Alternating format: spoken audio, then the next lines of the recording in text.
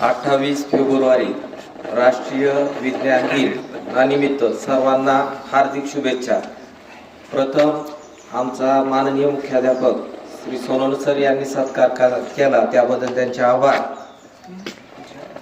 पहा, आपण प्रत्येक दिवशी आजूबाजूला चौकड जर व्यवस्थितपणाने निरीक्षण केलं तर प्रत्येक गोष्टीमध्ये काय दिसतं, पहा विज्ञानच आहे। ज्याप्रमाणे आपण गणिताला घेतो पण गणित सुद्धा जन्मल्यापासून मरेपर्यंत आहे की नाही। जन्मल्यानंतर वजन किती आहे, कपडा किती लागेल, त्याला घालायला कपडे कसे लागतील, किंवा सकाळी ब्रश करताना किती मापाचा कोन करावा लागेल, तर मेल्यानंतर त्याची चित्र असताना किती क्विंटल लाकूड लागेल, जसं गणित आहे की नाही। त्याचप्रमाणे विज्ञान पण आहे।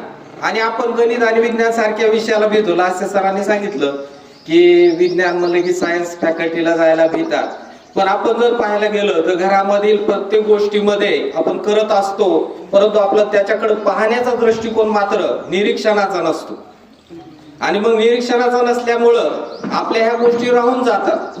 पहा, सकाळी उठल्यानंतर आपण पाहतो की आई स्वयंपाकघरात जाते, स्वयंपाकघरात संपूर्ण विज्ञानच आहे।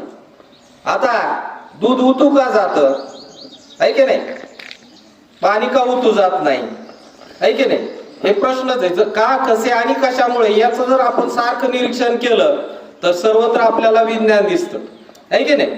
तर त्यामधील जे काही क्रीम आहे त्या दुधामध्ये असते ती एकत्र येऊन त्याची काय बनते, वर साय, आणि मग त्या वाफेमुळं ते दूध काय होतं, उतू जातं। त्याचप्रमाणे आपण साधं उदाहरण घेऊया, आपण सतरंजी झटकतो, आहे की नाही। सतरंजी झटकतो, पण का झटकतो, त्याच्या धूळ काढण्यासाठी। बरेच जण म्हणतात त्याच्यावरची धूळ निघते, धूळ कशामुळे निघते याचं मात्र आपण कारण शोधत नाही। ज्या वेळेला न्यूटनचा गतिविषयक नियम आहे, एखादी वस्तू जर स्थिर असेल तर स्थिरच राहण्याचा प्रयत्न करते, आणि गतिमान असेल तर गतिमानच राहण्याचा प्रयत्न करते। जसं पहा, आपण एसटी मध्ये बसलो आणि अचानक गाडीला ब्रेक लागला की आपण काय होतं, पहा आपला तोल जातो आणि पुढच्या सीटावर जाऊन आदळतो, परंतु मात्र विचार करत नाही असं का घडलं, तर हा गतिविषयक नियम आहे। कारण आपण त्या गाडीत बसलेलो होतो, आपण सुद्धा कसे होतो, गतिमान होतो, आणि मग गतिमान राहण्याचा प्रयत्न केला, गाडीने मात्र गती एकदम थांबवली आणि आपण पुढे जाऊन धडकतो। तसंच सतरंजीमध्ये जे धूळ आहे ती काय होती, स्थिर आहे, आणि सतरंजी कशी झाली, गतिमान झाली, आणि गतिमान झाल्यामुळं त्यातली धूळ काय होते, खाली पडते। त्यानंतर आपण झाड जर हलवलं, झाडाची फांदी हलवली तर फळ पडतं। फळ का पडतं, तर त्या फळाचं देठ आहे ते कसं होतं, स्थिर, आणि फांदी काय होते, गतिमान, आणि एक जोराचा झटका बसतो, आणि स्थिर असल्यामुळं ते फळ कुठं होतं, जमिनीवर खाली पडतं। आता घरामध्येच आपण पाहायला गेलं तर आई कुरडया करते, उन्हाळ्याचे दिवस सुरू आहेत, आहे की नाही। आता मग ती कुरडई का फुगते, पाव का फुगतो, आहे की नाही, हे सगळे आपल्याला प्रश्न पडतच नाहीत। आपण बघतो परंतु त्याचे प्रश्न आपल्याला पडत नाही, का, कसे आणि कशामुळे। माठातलं पाणीच का थंड लागतं, उन्हाळ्यामध्ये माठातलं पाणी आपण पितो, आहे की नाही, तर त्या स्टीलच्या भांड्यातलं पाणी का गरम लागतं, हे प्रश्न असे प्रत्येक गोष्टी आपण करतोय, बघतोय, सगळं होतंय, परंतु आपण त्याकडे निरीक्षणाने पाहत नाही। निरीक्षणाने का, कसे आणि कशामुळे हे जर प्रश्न काढले आणि त्याची आपण जर उत्तर शोधायला लागलो तर ती शोधताना तुम्हाला मजेशीर असं त्याची उत्तरं मिळतील, आणि त्याच्यातून तुम्हाला विज्ञानाविषयी गोडी लागेल, आहे की नाही। माठातलं पाणी, माठ हा कसा असतो, सच्छिद्र असतो, आणि त्यामुळं बाहेरच्या बाहेर बाष्पीभवनाची प्रक्रिया घडते, आणि माठातील पाणी मात्र जसं आहे तसं थंड राहतं। जसं उन्हाळ्यामध्ये आपण पाहतो बिस्लेरीच्या बाटलीला आपले आजोबा असतील, पोतं बांधतात आणि त्यावर पाणी टाकतात, आणि मग बिस्लरीतलं पाणी उन्हाळ्यामध्ये सुद्धा थंड राहतं, कारण बाहेरचं जे पाणी आहे त्या पाण्यामुळे बाष्पीभवनाची क्रिया होते।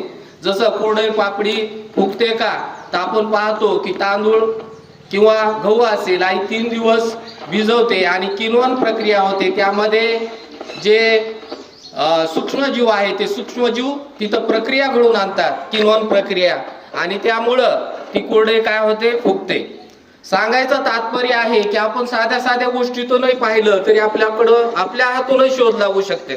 एक लहान मुलं आहे, त्याचा हात मोडलाय, आणि मग त्याचा हात सारखा असा कुठे ठेवला तर काय होता, ठणकत होता, गळ्यामध्ये हात बांधलेला. मग त्याने काय केलं, थोडा विचार केला आणि हाताला काय बांधलं, लाकडाची पट्टी खालून बांधली. आता मात्र त्याला वेदना कमी जाणवू लागला शोध.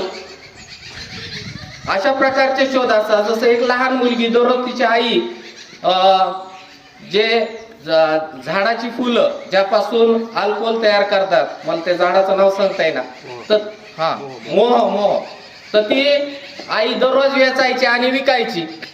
आता त्या आईला वाकून ती वेचावं लागायची फुलं. मग मुलीनं एक विचार केला की आपण एक प्रकारचं साहित्य जर बनवलं तर आल्हादपणाने काय होता येईल, जमिनीवरची फुलं आल्हादपणाने वेचता येतील आणि त्याचं ते नाही लगेच तशा प्रकारची अंमलबजावणी केली. काही वेळातच फुलं काय व्हायली, वेचल्या जाऊ लागली.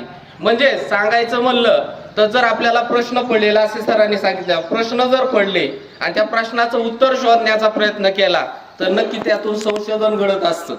आणि आजचा जो काही 28 फेब्रुवारी 1928 रोजी रमन परिणाम हा त्यांचा जाहीर झाला, त्यांचा शोध लागला.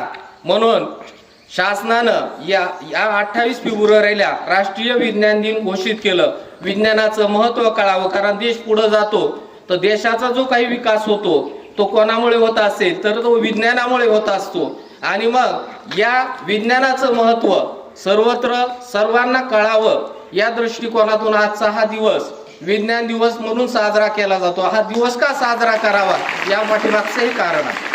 ठीक आहे, एवढे 2 शब्द बोलून मी आटोपते घेतो. धन्यवाद.